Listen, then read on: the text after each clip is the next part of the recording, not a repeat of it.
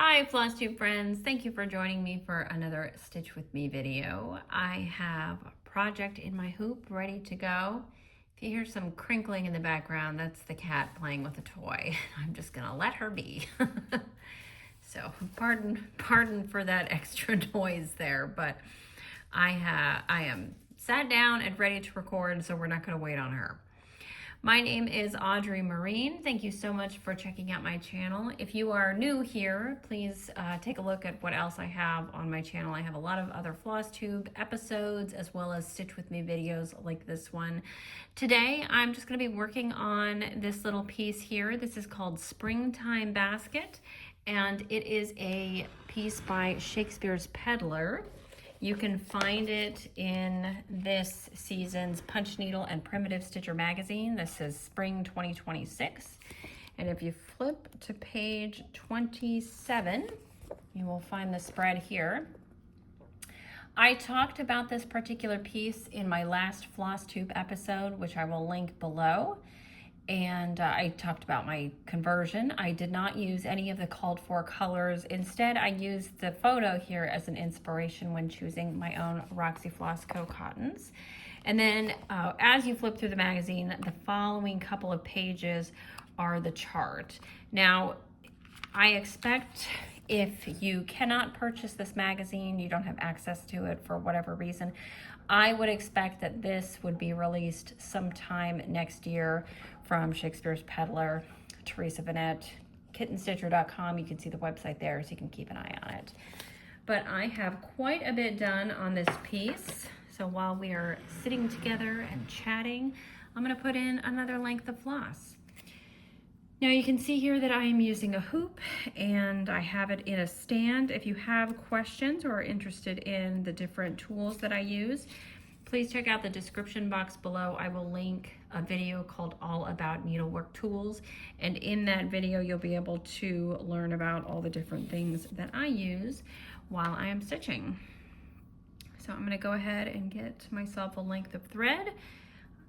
I am working with a color called Nostalgia right now. That's the color that I chose for the stripes down here in the basket. It's kind of a dusty, dark berry color, sort of, with a subtle variegation.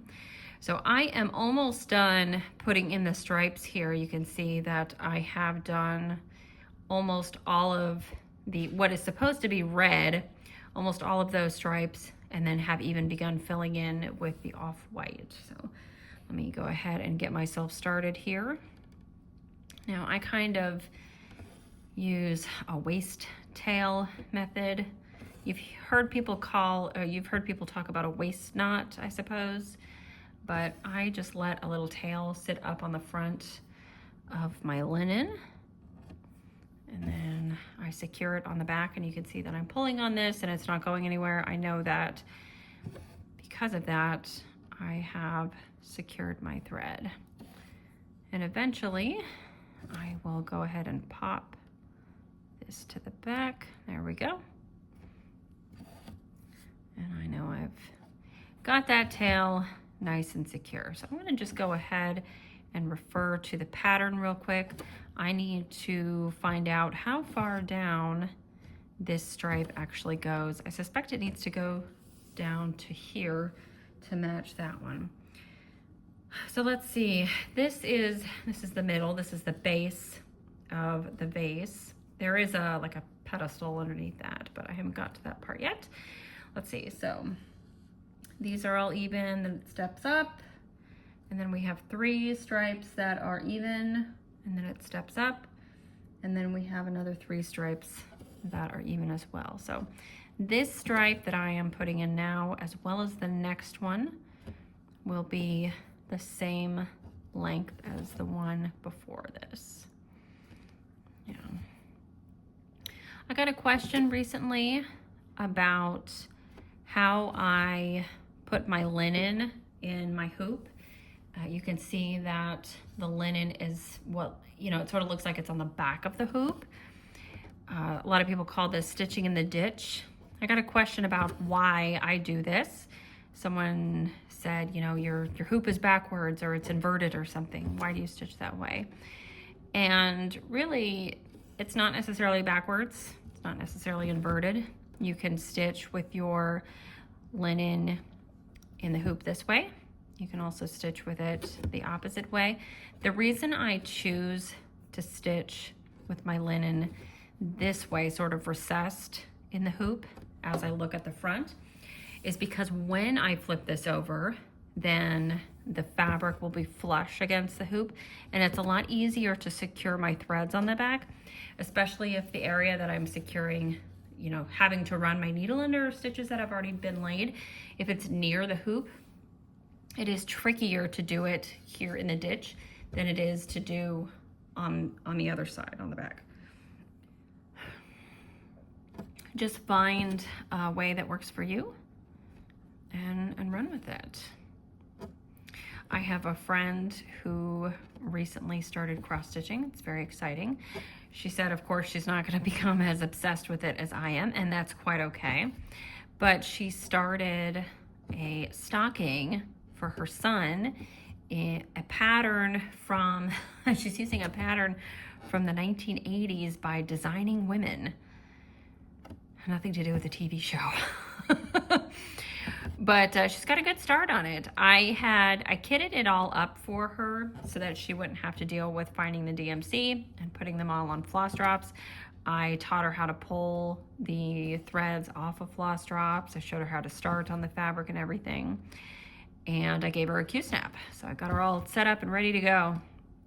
And I didn't want to ask, you know, have you started it yet? Have you started it yet? But independently, she texted me just the other night and said, I started it, and boy, did she ever. She got a great start on it, and I'm so excited because she said she's enjoying it, and not only that, but she has convinced her sister to try this as well. I guess her sister had expressed interest in learning embroidery, and my friend was like, no, I've got something better. So now her sister is going to start a stocking as well, a stocking by the same designer, Designing Women. So it's so funny. And I hope my friend continues and finishes. What is going on outside? Seems very windy. Or the cat, oh no, that was the cat. It is very windy outside, but the cat is also wreaking havoc inside. So, you know, it's hard to know what's what. But I'm excited that my friend is enjoying the project that she's working on. This is something that, you know, we've kind of been talking about for a couple years now. I think she really wants to get this stocking done for her son, who is now 3 years old. So I hope she continues on it so she can get that done for him so he can use it this Christmas. I think that would be really nice. I have not stitched stockings for my family. I know it's a great undertaking. I didn't actually start stitching until, well, I should say I didn't stitch anything other than Christmas ornaments on perforated paper until just a few years ago. And by that time, my kids were already, you know, pretty old, pretty old. And we had stockings. Some nice, you know, traditional looking, sturdy stockings from Crate and Barrel that I've been very happy with. So those will continue to be the ones that we use. I do have patterns for stockings by Birds of a Feather that I would like to stitch, but when I get around to stitching them, they'll just be for decor. I just think they're so cute. In fact, I just pulled those patterns out the other day just to look at them because I like them so much. I was like, well, if I wanted to, I could start one today. But really, I should wait until I have everything that I need for one stocking, because the designs of the stockings, there's a stitched band on the top and then a matching sort of design on the heel and on the toe as well. And just those areas take so many skeins. the designs. One particular design, it calls for something like 5 skeins of one color and 4 skeins of another, because there's just so many stitches in the stitched cuff and the heel and the toe of those, but I think it'll be really nice when it's done. And I have 4 of those patterns. I don't know when I will get those done. One day, right? We all have grand plans to finish things, but. So my girlfriend who's stitching the stocking for her son, the design that she chose, thankfully, is pretty simple and I think can go really quickly. And I think that will be good for her because, well, she'll have a good chance of finishing it this year before Christmas with time to have it finished into a stocking properly. And also, if she's able to finish this project pretty quickly, maybe she'll take on something else. And I don't know, she seems to be enjoying it, which is nice. All of my older stitchy friends tell me that we need more younger stitchy people, you know, getting into this hobby, which I agree with. Absolutely. So, I mean, if you have a friend, young or old, whoever they may be, who shows some interest in needlework of some kind, you can introduce them to cross stitch. There's so much out there now. I listen to people talk about cross stitch in the 80s and 90s compared to cross stitch now, and we have so many options just with different fabric types and colors and designs. There's so many designers out there today. We have a lot of wonderful options, so I think it's a really wonderful hobby to get into, even if you've never done any kind of needlework before. All right, I need to take a look at what I'm doing. Yep, one more stitch here. And then we're gonna go back up. So I've done these 3, yes. So I just have this stripe to finish and then 2 more. That will be the same length. And that'll be it for my nostalgia. That's the color of this floss. After I finish the vase, which just wraps around here like it does over here, you can see the stitches, but they do look very close to the fabric color on camera. It's a little bit easier to see it in person, but I understood that this was kind of going to ghost when I chose this color. I didn't need it to jump off the fabric, so I'm happy with my choice. And then, as I say, there's sort of like a little pedestal down here under the vase, and then there are 2 deer at the bottom, 1 in each corner. And that's it. That's all I have left. Oh, and I have to fill in these 2 flowers right there, but that's it. I finished the green yesterday, and that was really nice to see that all come together. The green is Jalapeno. All of these are Roxy Floss colors, and the Jalapeno in particular, I really like. I think it's a very nice choice for this. It's what I am substituting. Oh, let's see. Oh, it's a DMC. 3051 is the called for DMC. So as I say, when I took a look at this pattern, I just loved it and did not hesitate in purchasing the magazine to get this pattern. But when I got home and I was pulling colors for it, I used the photo as inspiration and then really ended up veering off and creating my own palette. But the green is similar to my eye to the green that is in the photo. Really like the Jalapeno. I like the subtle variegation. You've got some areas of the green that are a little bit darker, a little more intense, and then some other patches that are lighter. I get questions as well, you know, when you use variegated floss, do you continue to stitch in the Danish method, as I am now, a row of half cross stitches and then going back to complete the crosses? Or if you're using variegated floss, do you stitch in the English method, which is completing each cross individually, completely as you go along? No matter the floss that I use, I stitch in the Danish method if I can. I do not like stitching in the English method, and even using variegated floss, I think the results are fine. I think the results are beautiful. So I'm happy with the finished product. Now, if I were going to use a very highly variegated floss that not only changes saturation levels, but also changes colors, like goes from red to yellow to purple or something like that, then I may manipulate my stitches as I go. But as a rule, I stitch the Danish method all the way. I like to use speckled flosses as well. It's something that I have been getting with my Roxy Floss Co club packs. Almost every pack includes a speckled floss. It's basically just a floss, you know, there's a base color, and it may be solid, it may be variegated, but then on top of that base color are some speckles thrown in, and it kind of looks like Pop-Tart frosting, and I just love it. Now, when I use those, I again stitch in the Danish method, but as I go along, if I find that on my thread, can I get in this hole?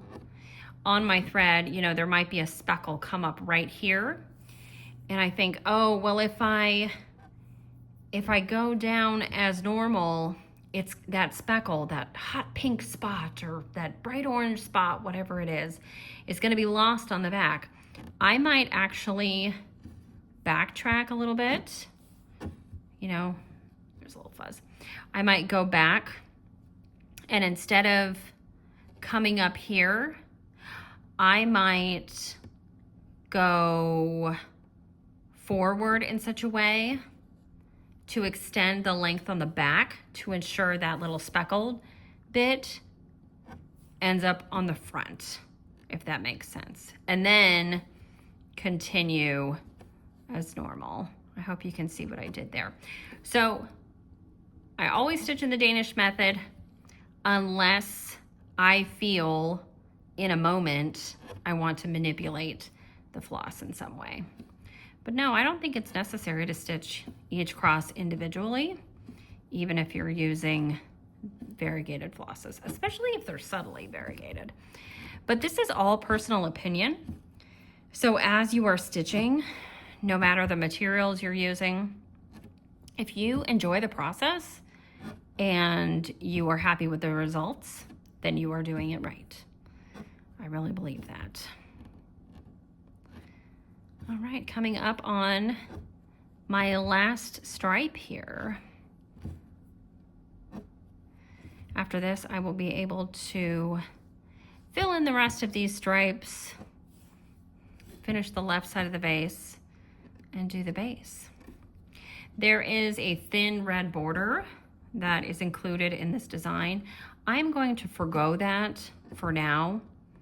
I talked about this piece in my last Flosstube episode, and as I said, I will link that below. My understanding is that this is the first in what will be a series of baskets designed by Teresa Vanette. And I'm gonna hold off on stitching the border on this one because I wonder what the future designs look like, if they will all have a similar border or if they will all have different borders.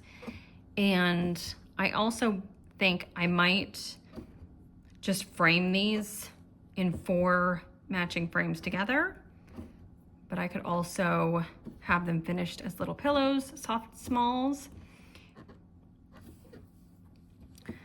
Oh, I have just a few stitches left in this stripe, and I think I can get them done with the little bit of thread that I have left on my needle. Sometimes you get into a bit of a pickle where you're finishing up a thread, you just can't quite finish the section, and it's heartbreaking if you've only got 3 or 4 stitches left that need to be done in that color, but thankfully this has worked out. Yeah. Okay, 2 more. 1 more. All right, now I can flip it over and secure my thread.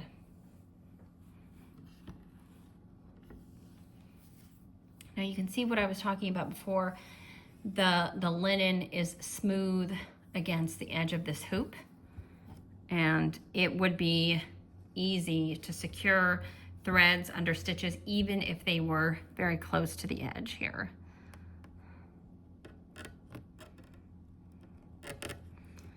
I run my needle and my thread under usually 4 or 5 stitches that I have already put down, and then I'll go back to sort of lock it in. So I've run this under 5 stitches, and then I'm going to jump over 2 of them, work my way under those 2 there, and that's it. It is locked in place. I can snip that off, and we are ready to move on.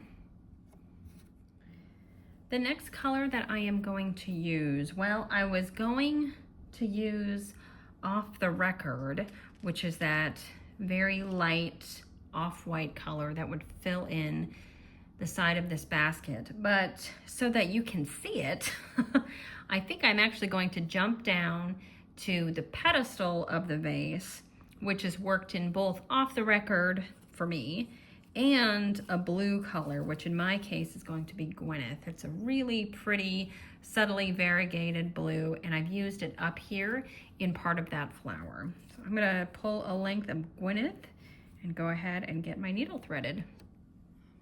Now you can see here that the base of this basket, as she's calling it, is done in sort of a checkerboard pattern. So you've got a couple different ways that you can stitch a checkerboard pattern. You can stitch a row of one color diagonally and keep moving. Well, I suppose you could go back and forth like this, sort of a meandering pattern. You can stitch across, jumping, from one stitch to another, leaving a gap in between for that other color. You can also stitch in the Danish method, as I have been, and you will just be leaving gaps in between as you move one way and then coming back the other way. I don't necessarily have a preference when I'm working checkerboard patterns like this. So let me think about what I want to do for this one.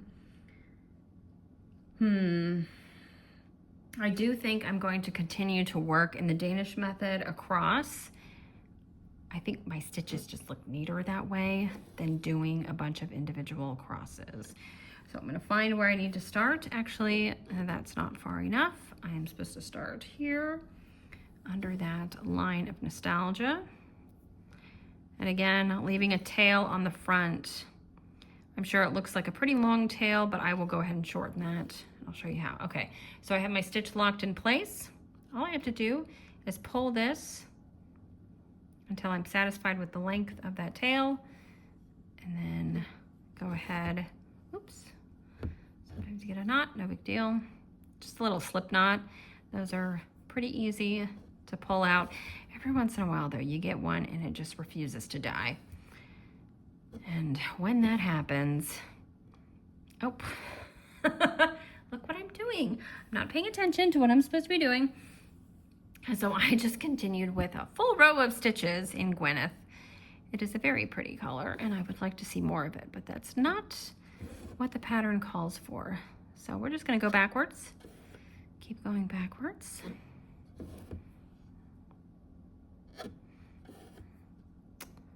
Okay. And I accidentally pulled the whole thread out. Let's see. Okay. I'm gonna go ahead and lock that in place, but we're going to skip a stitch, right? All right, that is now locked in place. And actually, I'm fine with the length of that tail, so I'm just gonna go ahead and leave that. And again, skip a stitch.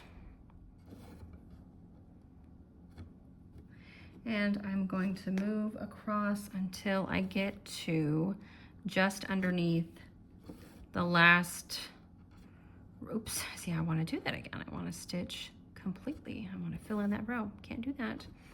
I'm going to move across and stop when I get to that last red stripe. Of course, in my case, it's kind of that purple berry color. That's where I will stop. Okay, yes, that's right. Now you can see, or maybe you can't. If you were watching this on an iPad, smaller device, just not your TV, you can actually zoom in by pinching like that as you would on a photograph.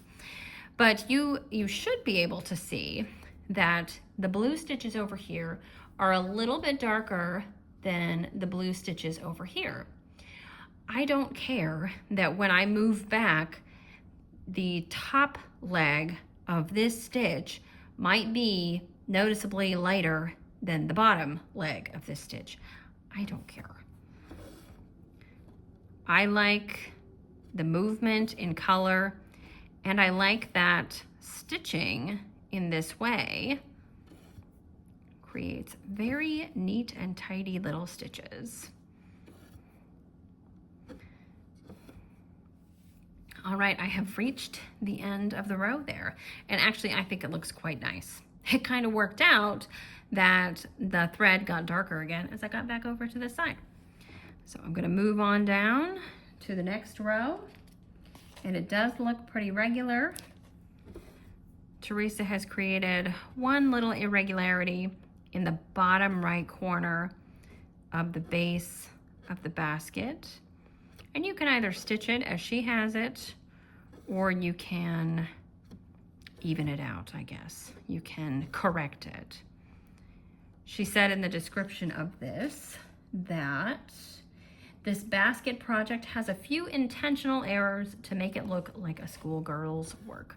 So if you are stitching this and you find that something is a little off, there's some asymmetry to it that you would rather not have, you can of course just even it out yourself.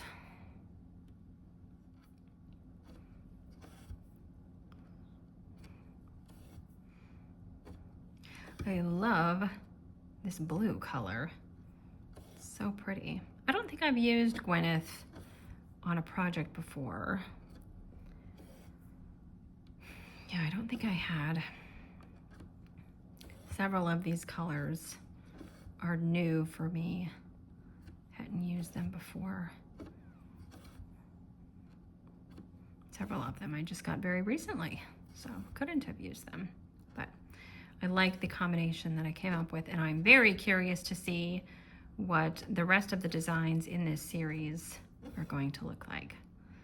I'm excited. Excited to see what Teresa has in store for this magazine for the rest of the year. I really like Shakespeare's Peddler's designs. I have several charts by her. I've completed a few of her Christmas pieces and had those finished into small pillows, and just love them. Love them. I like her samplers as well, but unfortunately I have not finished any of those yet. I have two of them going. I have M. Satterthwaite, which is the black Quaker sampler, and I have Mary A. Williams going, which has that big beautiful pink house. So yes, I'm aware they're still in progress, haven't been touched in quite a while, haven't seen the light of day in quite a while, but so many projects, so little time, right? Can't do everything all at once. I have had fun over the last couple weeks stitching small pieces like this on 40 count with cottons. It's been really fun, and working small projects, you know, you put a couple days into something and you're like, wow, I'm already like a third of the way done. Amazing when it's not a huge sampler, how much you can get done in just a couple days. I am using 40 count Antiquity for this piece. That is a linen from No. 12 Stitch Co. It's a really nice creamy neutral, very good for samplers, and I thought would be a good option for this piece. And actually, I think of it, I have a good amount left over. I suppose I could stitch all of the baskets in this series, on that same fabric, but I'll probably mix it up.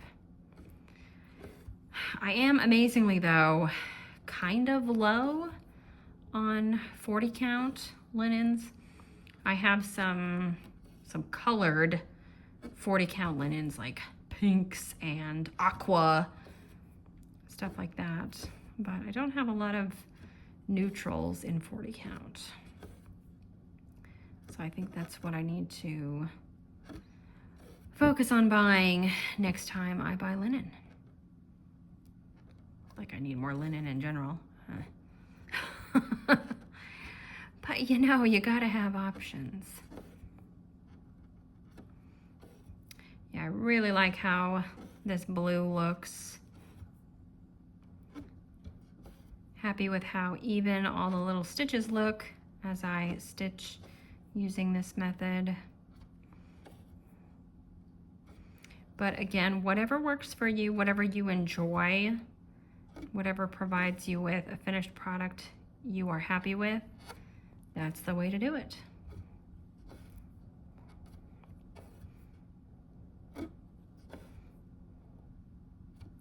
If you are interested in subscribing to this magazine, I believe you can find them online, but your local needle workshop might carry it as well, because I actually don't subscribe to the magazine, but one of the shops local to me carries it. So whenever I'm in there, I just pick up a copy if there's something that strikes my fancy, because the magazine itself has several patterns in it and only costs about the amount that one pattern costs. So it's a good deal if there is at least one thing in there that you're interested in stitching. All right, well, I think that's where I'm going to leave you guys today. I expect on my next Flosstube that I'll have this finished to show you guys. But thank you so much for joining me today. I hope you got a little bit of stitching in and enjoyed our chat. Until next time, happy stitching.